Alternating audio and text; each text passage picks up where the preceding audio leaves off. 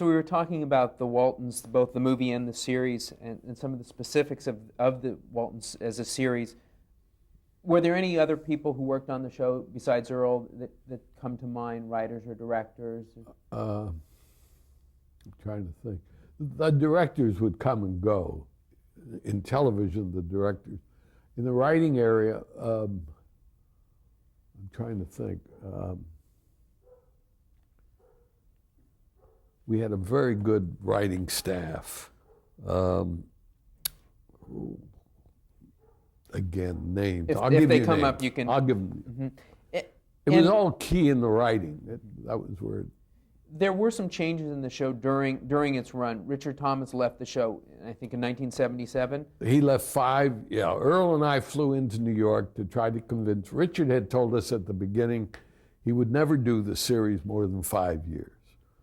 He didn't want to be known as John Boy for the rest of his career. So Earl and I flew in and tried to convince him to do more, and he refused. And I respected him for that. And, you know, I said to him, Richard, you'll always be known as John Boy. And so he came back. I mean, we came back, and the series was never the same after that. I mean, it went on and was successful, and we did fine, but we started to emphasize different areas. The father, the mother, Will Geer, Ellen Corby, the kids, and had to make that adjustment. But it wasn't as good as the first 5 years. Did the ratings suffer at all? Not that I remember. Not that I remember. How was his character written off? Well, we wrote him off, if I remember, by him going off to college. And yet, is it true that another actor replaced him later? Yes, then another actor replaced him, but that didn't work out too well, so we sort of went away from that. We tried to get somebody else to replace him, and it doesn't work. It really doesn't work. And I'd learned later it didn't work, and so we sort of pushed that away. The last 2 years, we were sort of limping along. You know, 9 years is a long time. Also, another change in 1978, Ellen Corbin, who played Esther, Grandma Walton, had a stroke. And we kept that in the thing, and then Will Geer died, and we kept that in. So you just worked the storylines as if they were real life events. When Will Geer died, you know, we had all kinds of things open to us, and we decided that we would just celebrate his death, you know, and live with it in the show, which we did. Michael Lerner also left it before the series was over. Why did she? Michael, I don't remember Michael's leaving and the reason. Yeah, but I don't remember the reason. Mm-hmm. When the series ended in 1981, what was the decision? Who made the decision that it should end? Well, the ratings, we were running out of steam, you know. I mean, you found yourself redoing stories, and you found yourself doing all kinds of things that really didn't work. The cast was getting tired. The audience was getting tired. We were all tired. And I think it was a combination of us giving up, the network giving up, and the audience giving up. And yet in 1982, there were 3 Waltons movies that were aired. Yep, we did 2-hour movies after that.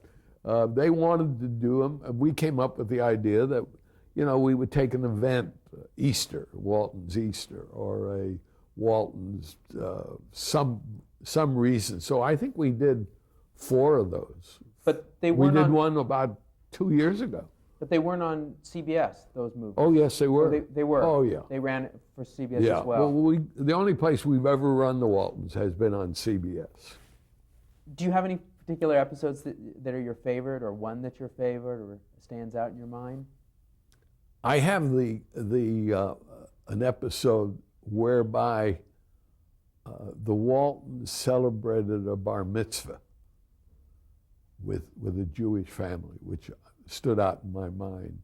And I also have one that dealt with racist. That's pretty much it. I'm sure there are others, but you know. You also mentioned that you made a television movie fairly recently in '97. Yeah, we made. How did that? We've been doing we've been doing 2-hour movies on the Waltons for a period. I think they've come to an end now, but we did one about 2 years ago, and we did one I think about 3 years ago. We've done about 4 of them for 2 hours. I'm not sure how many. How was it to work on that? Oh, it was recently? fine. We brought everybody back, and they were, the kids were homely and ugly. I mean, those beautiful children, what they turned into. And Michael was there, and Ralph was there, and we even brought Ellen Corby back for a scene or two. But we did, and they did well. They, I think we got 20 shares, and the network kept ordering them. Mm-hmm. Moving over to another series or another show that you produced for Lorimar for the networks, I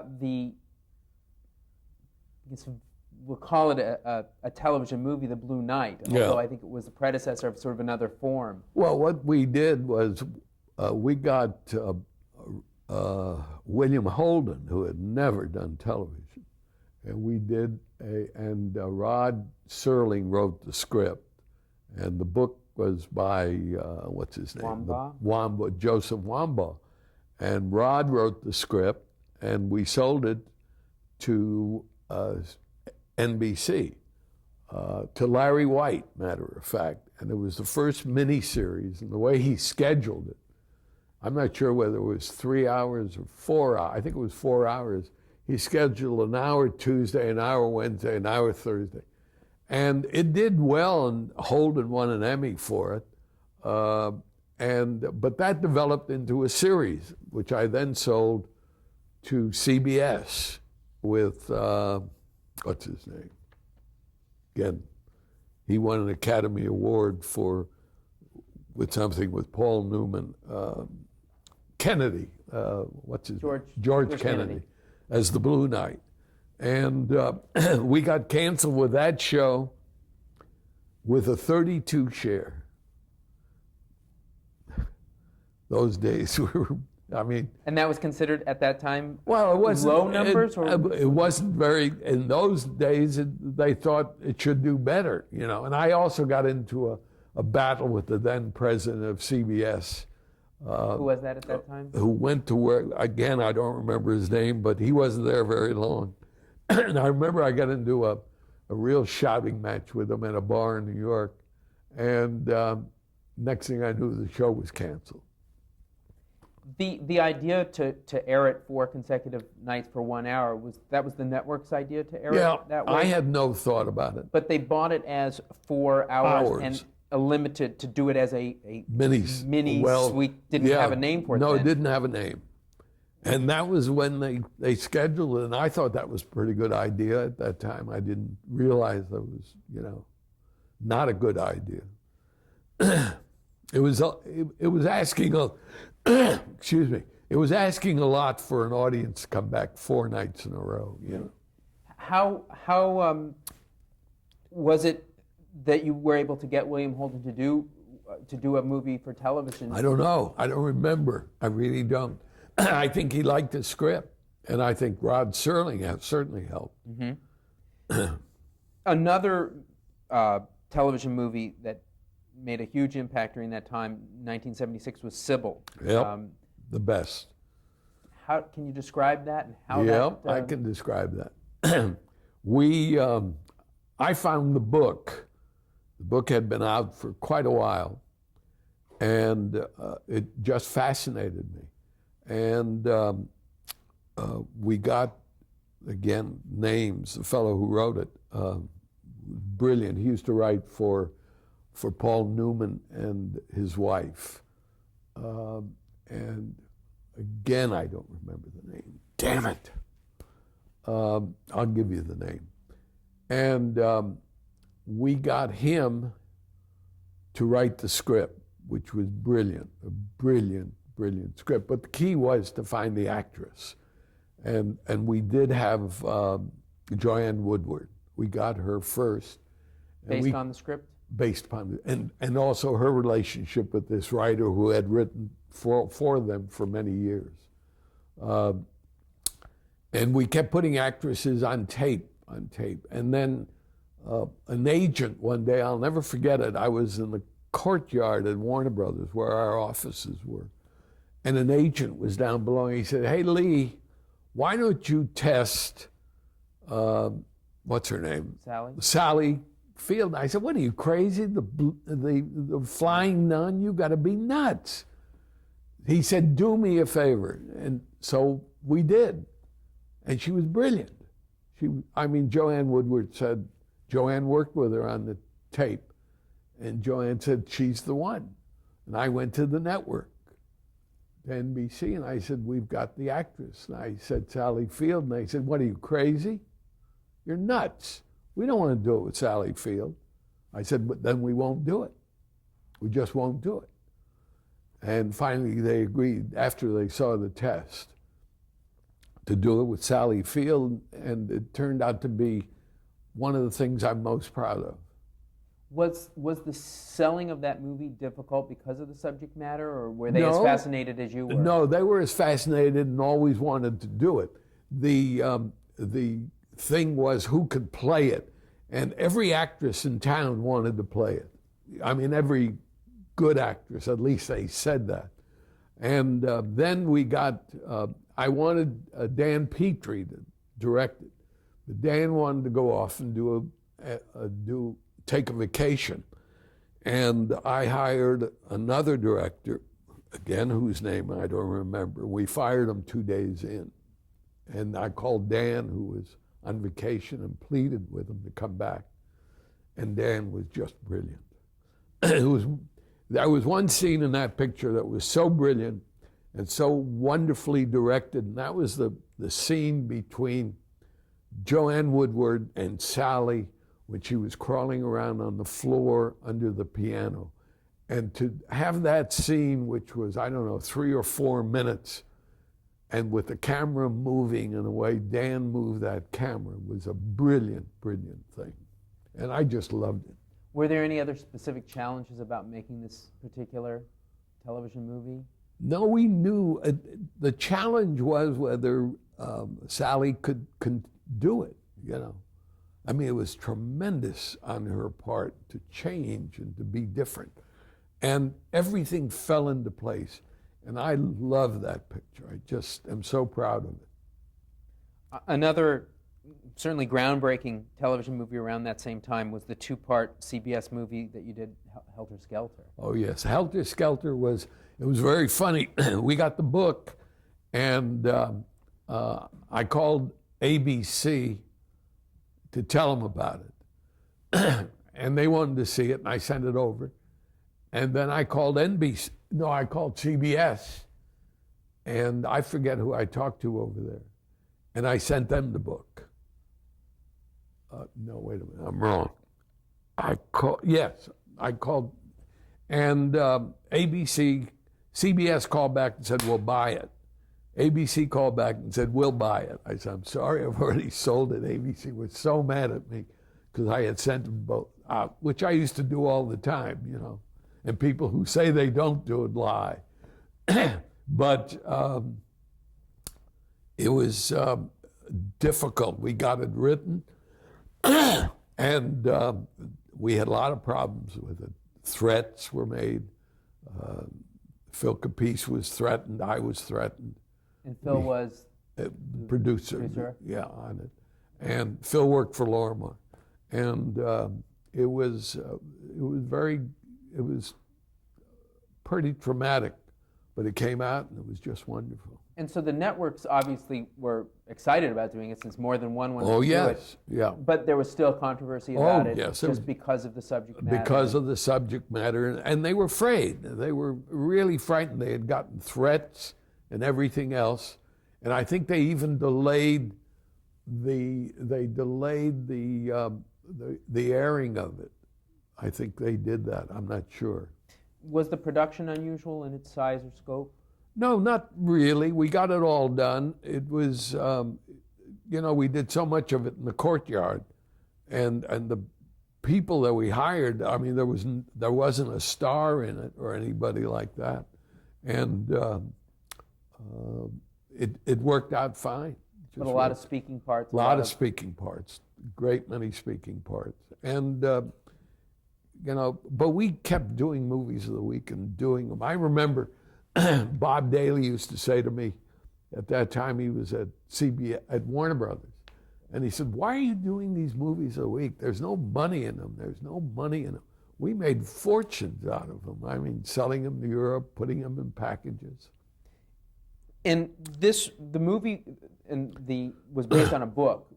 Yes. The same title by Vincent Bugliosi. That's right. Was he involved in the production of the movie? Yes, he gave us advice, and he was involved in it, and he was very good. He too got threatened, Were there any particular challenges, or are there, in terms of making movies based on true stories? Was this an example of that? You better get you better get everything covered as far as true stories are concerned. The networks love true stories for, some reason or another. They think they're authentic. And then you have to take you've got to make some adjustments to the true story, because if you film the true story exactly, it would probably be boring. So you have to make adjustments. And it's generally, you're much better off if you can say it's based on a true story rather than it is a true story. This particular miniseries, two-part movie, was one of the highest-rated television films of its time. Were you surprised by those ratings? No, I was surprised at how high they were, but I wasn't surprised that it wasn't going to get good ratings. I mean, it was on the front pages of everywhere. The book sold, was a very, very big seller, and I knew that subject matter would appeal to the world. Why do you think the movie did so well? Because I think the movie did well because of the subject matter, the fact that this was a case that everybody knew about, and then the book got a lot of publicity. And then while we were shooting it, we got a lot of publicity. Mm-hmm.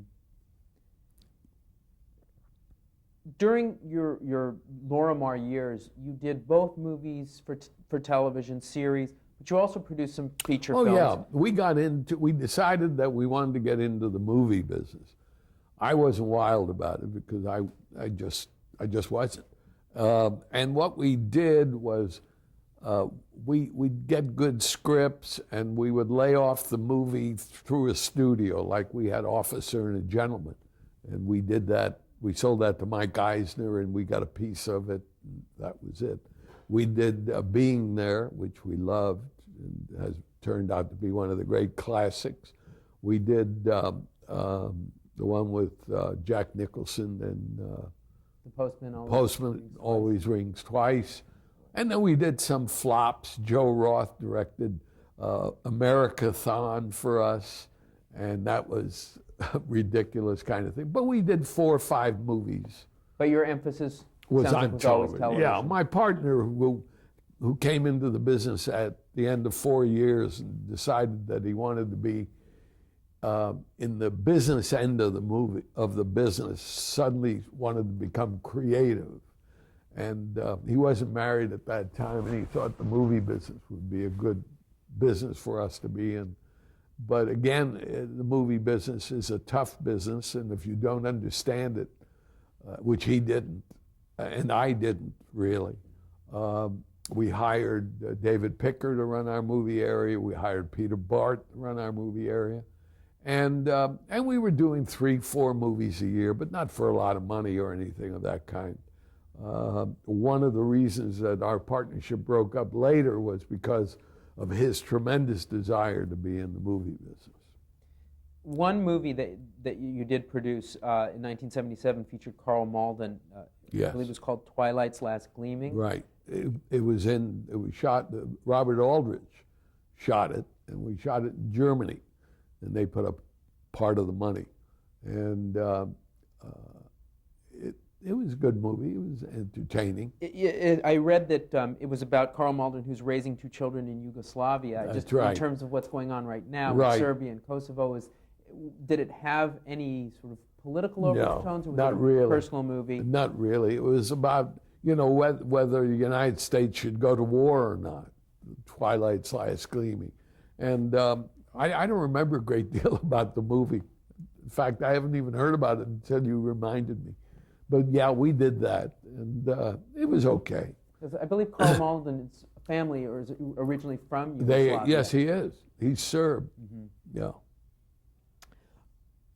Talking about just the experience of being an executive producer, in terms of your day-to-day responsibilities, obviously you were head of a company, and yet you were also the executive producer on virtually all of these movies, series. What was that experience like day-to-day? Well, we had the best company. We really did, Laura. I say that without any. I mean, people walk up to me today. Just recently, black woman, walked up to me and said, "You're Lee Rich?" And I said, "Yes." She said, "I worked for Lorimar for 7 years, and they were the happiest years of my life." And I keep getting those things. We had a wonderful company. Everybody was happy. Everybody loved everybody. And that made running a company much easier than it normally would be. And I ran the company, and I cared for people, and I truly worshiped creative people, particularly writers. And I was deeply involved in getting a series off the ground. That was my basic aim, and then turning it over to somebody I had a lot of respect for, as Dallas, for example, with Lenny, who died. So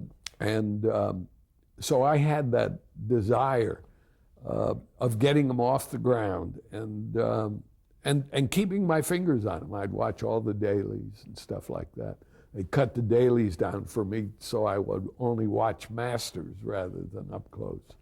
And so I worked from 8 o'clock in the morning to 8 o'clock at night. Loved it. Still do.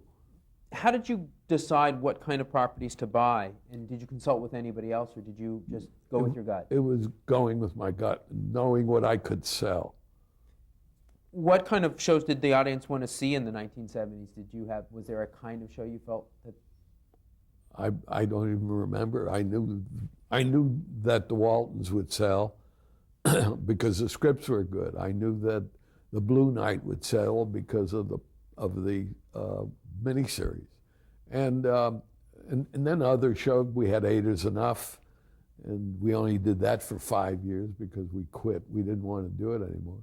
And then Dallas came along, and Knots Landing came along, and Falcon Crest came along, and and then some of the comedies came along, and the company just kept growing and growing. And we made a fortune out of the television business, and my partner was, as everybody in the industry used to say, Lee makes all the money and Merv is out trying to spend it in the movie area. So in terms of those, the purchasing or acquiring properties, you obviously did that. Were there other people in the company sure. who had the people. power Les to do that? Moonves worked for me. He was head of Movies of the Week, and he would come to me with ideas for Movies of the Week. We had Jeff Benson worked for me, and we would find series, and David Jacobs would develop series, Michael Fileman would develop series. You know, people were working all together, and they would come to me and say, "Well, what do you think?" And we'd go and sell it if we thought it was good. And would you go in with somebody who was going to create that show? Without a question, I was there to sell it. Mm-hmm. Was there a specific strategy in terms of which network to go to? Oh, sure. There always is. There always you develop something and you say to yourself, "Well, I think this is an ABC show or an NBC show." At that time, there were only 3 people to sell to. Now there are God knows how many. And when you'd go in, was there a minimum number of episodes that you would only Generally, take? in those days, we never took less than 13 episodes, ever. And who owned who retained the ownership of Lorimar. Completely? 100%. You'd have it for international, for Everything. domestic. Everything. The only one we gave away the distribution on was the Waltons. And I made up my mind after that would never happen again. So we developed our own distribution operation. And because I said that would never happen again.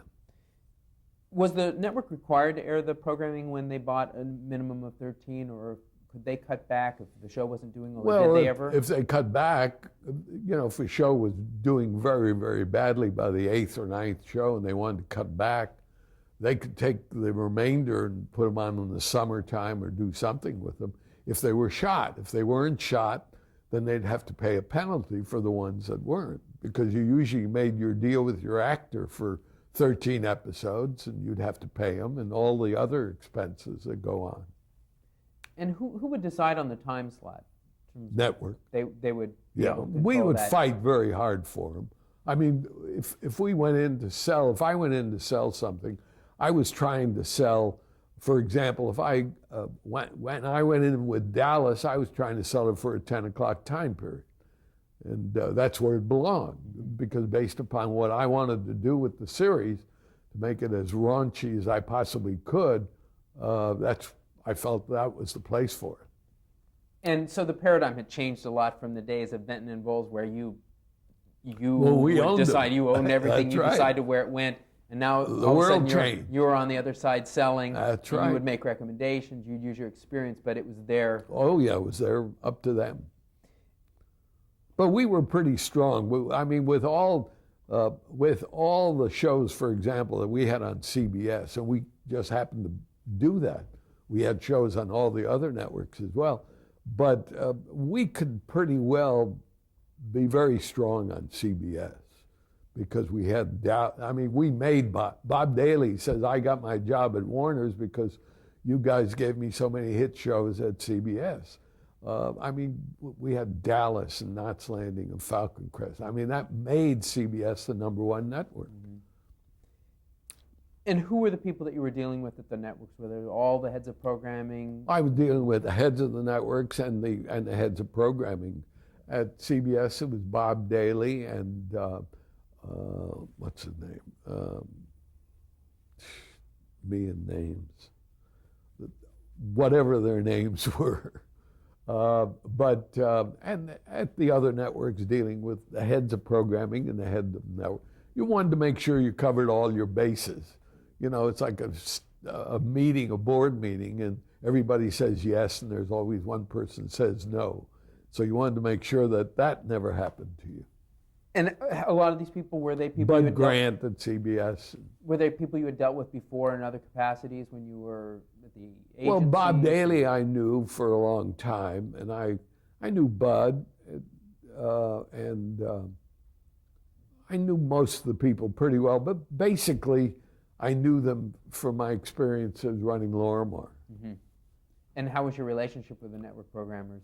Pretty good. It's like being married. There are good days and bad days, And talking a little bit about the marketing of the shows, what kinds of techniques did you use to market a property once you got something going? Well, we had, I wanted to make certain that and they try to do this in the motion picture area, but we did it pretty successfully. I wanted to make certain that the creative elements, both actors, writers, creators, were very deeply involved in the marketing aspect so that they were available for interviews and things of that kind, and go to talk to stations and things of that kind, things that I knew about, because I know that a network is nothing without the stations, and you better get the stations behind you, and then that way you'll get successful because they'll give you more promos and they'll push your programming more. So I wanted to make sure that happened. We're going to pause for just a second Okay. and change the tape.